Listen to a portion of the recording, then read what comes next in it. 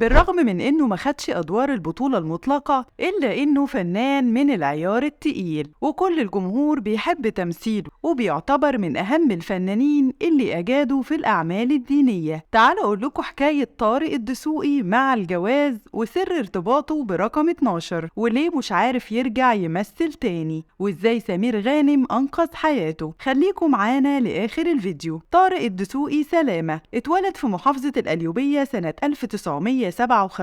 والده كان موظف بالسكة الحديد، ووالدته كانت ممرضة بوزارة الصحة، وتخرج في كلية التجارة بجامعة عين شمس، وكان بيحب الفن من صغره، بس عائلته رفضت، بس وافقوا بعد إلحاحه، ودرس في المعهد العالي للفنون المسرحية، وتخرج سنة 1983. وبدأت رحلته مع الفن كومبارس صامت في فيلم حادث النصف متر مع نيلي، وبعدها بدأ يمثل بعض الأدوار الصغيرة في المسلسلات زي نهاية القصة، من سيرة بني هلال، وعزيزة ويونس، ودعاة الحق، وأئمة الهدى، والإمام الغزالي. كمان قدم مسرحيات زي مراتي حنان، والأميرة تنتظر، والمسلسل الإذاعي سيدة أعمال، والفيلم القصير شيش يك. وانطلاقته الحقيقية كانت من خلال فيلم لا تسألني من أنا مع يسرا. طارق الدسوقي اتجوز من فتاة من خارج الوسط الفني اسمها دعاء، اللي كانت حصلت على لقب ملكة جمال مصر، وأنجب منها أحمد ولوجين، وحصل بينهم خلافات كتير ومشاكل ما بتخلص، فاضطر ينفصل عنها بعد زواج استمر 12 سنة، بعد ما رفعت عليه قضية طلاق للضرر بسبب تعديه عليها بالضرب باستمرار. وبعدها رفعت عليه قضية نفقة، وطلب من المحكمة تخفيض النفقة لأنه كان بيراعي والدته المسنة. وبعد سنتين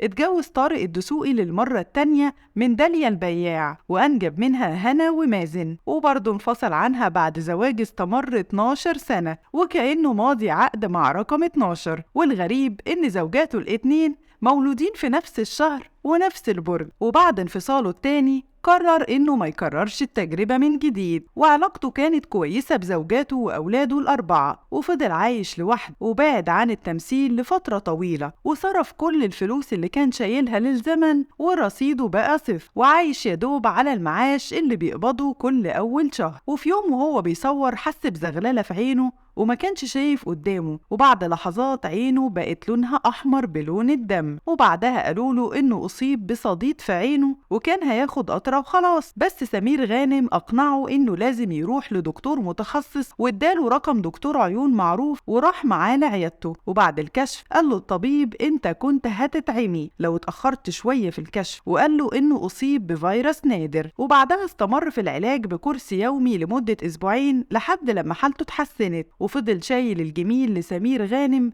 لأنه أنقذ حياته. وعانى طارق الدسوقي من قلة مشاركاته الفنية من 10 سنين، وقال إنه ما عندوش الجرأة يروح يطلب فرصة للمشاركة في عمل فني من منتج أو مخرج، وإنه عايش حياته كمشاهد بس، لأنه عايز يرجع يمثل ومش عارف. بنتمنى عودة طارق الدسوقي من جديد لفنه والجماهيره، لأنه ممثل من العيار التقيل. اكتبوا لنا في التعليقات أكتر أدوار بتحبوها ليه.